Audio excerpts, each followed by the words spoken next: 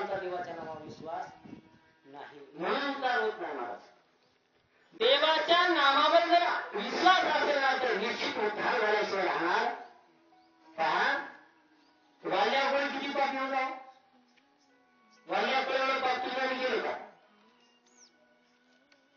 वाल्याकडे शास्त्रामध्ये सांगितलेलं आहे, वाल्याकडे एवढं पाप केलं की त्यानं 7 रान्न भरले. तेवढं एक ब्राह्मण मारायचा आणि एक खडा त्या रान्नामध्ये टाकायचा, असं शास्त्रामध्ये वर्णन आहे. तुम्ही जर संस्कार चालवलं असताच्यानंतर भागवत करायच्या मुखामध्ये मी ऐकलेलं आहे, त्या वाल्याकुळाचा एक रांजण मध्ये त्या रांजणामध्ये 12 हत्ती फरक गेले. किती हत्ती? 12 हत्ती. असे 7 रांजण, एक ब्राह्मण मारायचा, एक फळा त्या रांजणामध्ये टाकायचा. असा वाल्याकुळ एक दिवस लाड करायचं कार्य करत असताना सहजता मार्गाने नाराज होऊन जाऊ लागले. आणि जात असताना तो धंदा असतो महाराज, वाघ सर्व पकडायचं धरायचं, त्याच्यापाशी असं काही जो काही पैसा असेल, धन असेल तर हस्तगत करायचं. एक दिवस वाल्या खोड्याला नारद मुलीला पकडलं आणि पकडल्यानंतर नारद मुलीला म्हणायला लागला, काय तुझ्यापाशी जे धन असेल ते मला दे. त्यावेळी सांगितलं, बाबा नारद मुली म्हणायला लागले, अरे बाबा तू एवढं जे करतोस कशा करता, कशा करता महाराज, एवढा तुमची आमचा हात असेल कशा करता? आपल्याकरता आहे का? आपल्याकरता नाहीच मला. एवढं धन आपण कमवतो, पैसा आपण कमवतो, जमीन जमीन आपण एवढा कमवतो, 2-2, 4-4 महिने आपण बांधतो, मला कसं करतो? काही माणसं धनवान माणसाला जर मालक परमार्थाला लागा म्हणून त्याच्यात लागतील का? लागत नाही. का लागत नाही ते विचार करता. मला भरपूर धन दिलं देवाने, काय म्हणून परमार्थ करायचं? आजकाल कारण आता कोणाला धनाचा अभिमान असतो, कोणाला पैशाचा असतो, कोणाला शरीर संपत्तीचा असतो महाराज. म्हणून नामदेवाचं सुंदर आहे, धनमान पळे ना विषयी देवा, मृत्यू काळी तेव्हा कोण आहे? बाबा मृत्यूच्या काळाला धनही कामात येत नाही, काहीच काम येत नाही. विचार करा. त्यावेळेस त्या नारदमुनीने वाल्याकडे एवढं जे तू करतोस, एवढा अभ्यास तुझा चालू आहे, कशा करता? त्यावेळेस सांगितलं, माझ्या प्रपंचातील जे काय माझी पत्नी असते, माझी मुलं असते, त्यांचं करता. त्यावेळेस नारदमुनी म्हणायला लागले, बाबा एवढं मी करतोस तो आपल्या कसं कर, याच्यामध्ये अजिबात पापामध्ये सहभागी कोणी होणार नाही.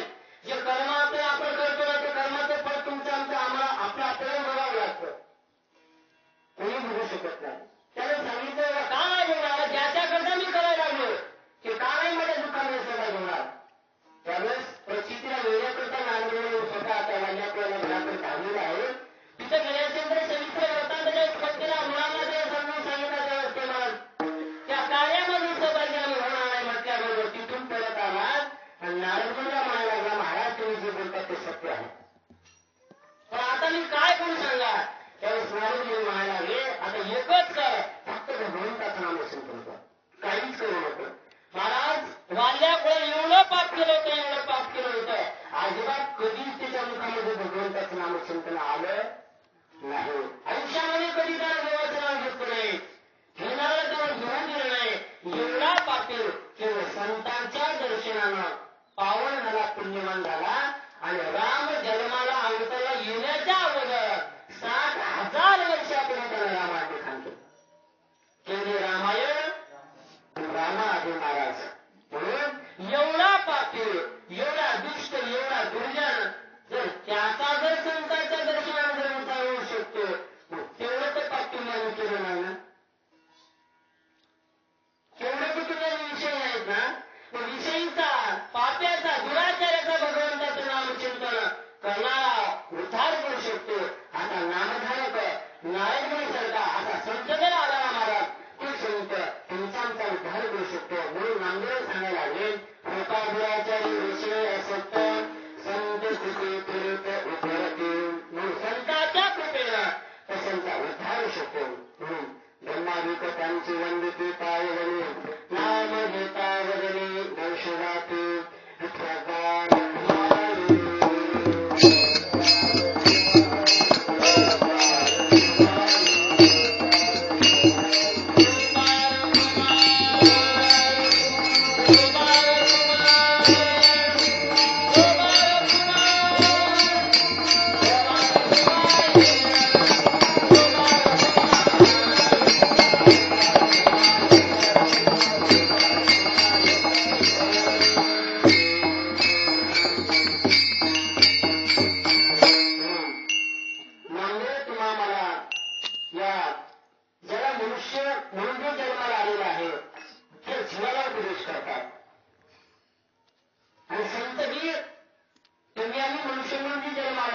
उपदेश करतात.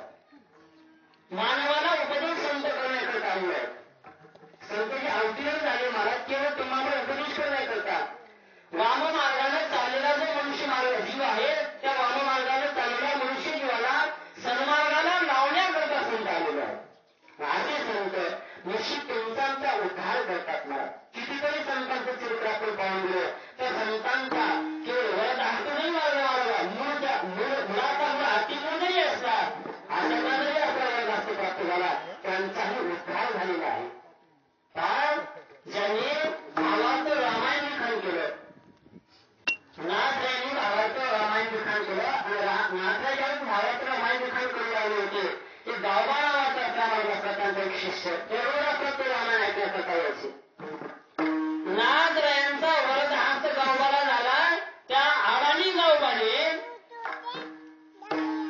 राहिलेलं काही रामायण आहे महाराज मला वाटते शक्ती प्रसंगाच्या 42-43 अध्यायापासून राहिलेला रामायण गावबाने लिखाण केलं. महाराज काहीच लिहिता येत नव्हतं, वाचता येत नव्हतं. कशाची कृपा म्हणावं.